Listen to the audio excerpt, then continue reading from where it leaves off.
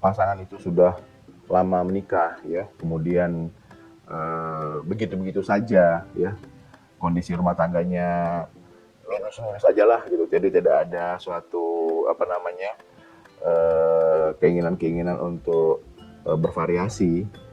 Nah ini biasanya menimbulkan yang namanya menurunkan gairah seksual ya. Jadi keinginannya eh, dalam berhubungan intim ini menjadi menurun. Jadi kurang gairah, kurang nafsu kadang-kadang disampaikan itu ya. Ini bisa disebabkan tadi memang hubungan intim itu ada dua fungsinya.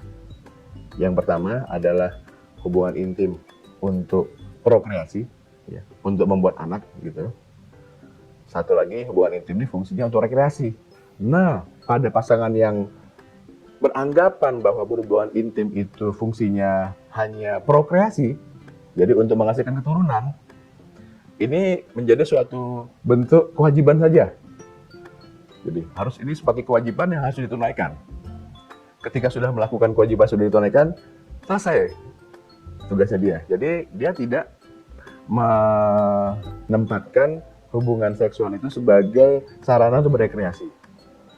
Apa artinya berekreasi? Rekreasi artinya ujungnya adalah suatu mendapatkan suatu kepuasan seksual, suatu kenikmatan seksual yang memang sejatinya apabila dilakukan dengan baik, dengan benar itu sebetulnya hubungan seksual itu berpuncak pada suatu kepuasan seksual secara normal, siklus normal dalam hubungan seksual. Jadi mulai dari gairah sampai akhirnya orgasme atau kepuasan seksual. Dan ini bisa terjadi pada laki-laki dan perempuan.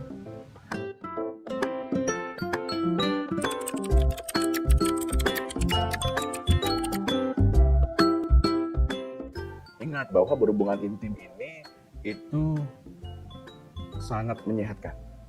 Menyehatkan dari sisi mana? Dari sisi pertama, dari sisi fisik dan psikis.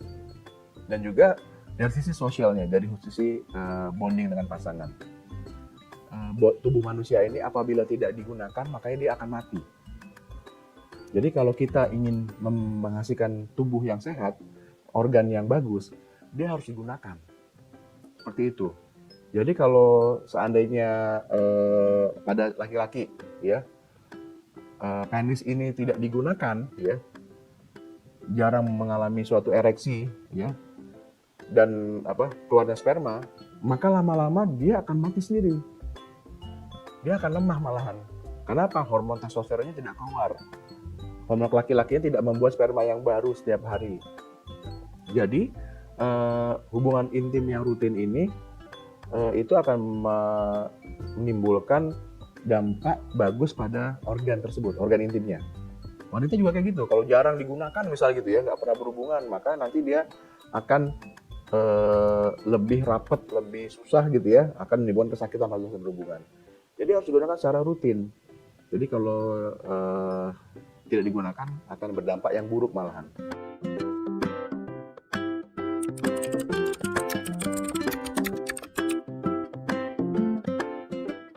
Tergantung pasangannya.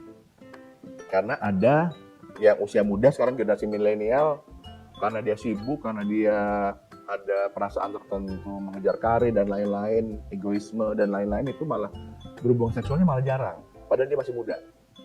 Tapi ada juga yang sudah menopause, udah berhenti mens, sudah tua gitu, malah sering. Karena apa? Karena udah nggak takut lagi kalau mau hamil, udah menopause, udah di rumah, jadi malah enjoy. Jadi sebetulnya berhubungan intim ini tidak ada berkaitan dengan umur. Semua bisa dilakukan, bahkan sampai taraf kakek nenek. Itu bisa diteruskan.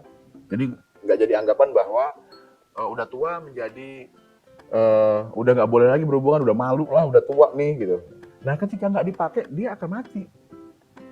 Gitu. Jadi kalau kita mau aktifkan terus ya, hormon-hormon tadi dan lain-lain itu kita bisa gunakan setua mungkin.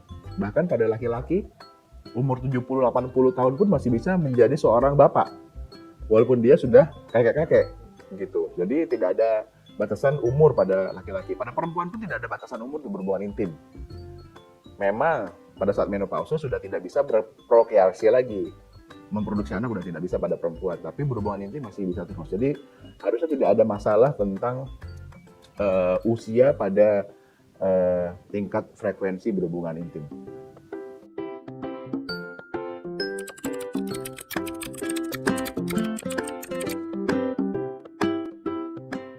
Yang pertama adalah kita harus komunikasi, berkomunikasi pada pasangannya. Kita harus sampaikan faktor-faktor yang membuat seks itu menjadi lebih menggairahkan. Jadi sampaikan bahwa kita ingin diraba, ingin disentuh di bagian di mananya, seperti itu. Kemudian kalau ada sesuatu yang pada suatu ketika suami lagi down gitu ya, berhubungan intimnya menjadi lebih susah, ada gangguan ejakulasi lebih cepat atau ereksinya jadi kurang, itu tidak perlu dikomplain, diejek, dihina gitu. Ini komunikasi tambah susah lagi. Jadi suami menjadi makin menjauh lagi kan. Jadi karena setiap kali gitu diejek-ejek gitu. Jadi itu juga berpengaruh. Jadi komunikasi yang baik itu penting. Itu yang pertama. Yang kedua, kita harus melihat faktor lingkungan. Ya, lingkungan ketika untuk berhubungan intim. Jadi lingkungan rumah yang berantakan, anak-anak ada di situ mainan di mana-mana, nggak pernah disapu karena kerja pagi sampai malam, jadi nggak dibersihkan lingkungan rumahnya. Ini kan juga mengganggu kan? Jadi moodnya jadi berkurang karena faktor lingkungan kurang mendukung. Itu juga ya. Kemudian yang ketiga, cari variasi tempat berhubungan. Jadi apakah selalu di kamar terus gitu ya, atau sekarang coba di dapur, ya, ruang TV gitu, kamar tamu semua dieksplor ya, untuk mempunyai suasana berbeda, atau pergi berjalan-jalan, rekreasi ya, keluar kota, keluar negeri, ke tempat nginep di hotel atau segala macam. Ini kan membuat suatu variasi dalam lingkungannya. Jadi ketika orang lebih rileks, lebih happy, nah ini gairah kan jadi tumbuh sendiri. Seperti itu. Nah ini adalah beberapa tips yang dapat digunakan pada pasutri yang sudah lama menikah, sehingga hubungan seksual ini menjadi selalu harmonis.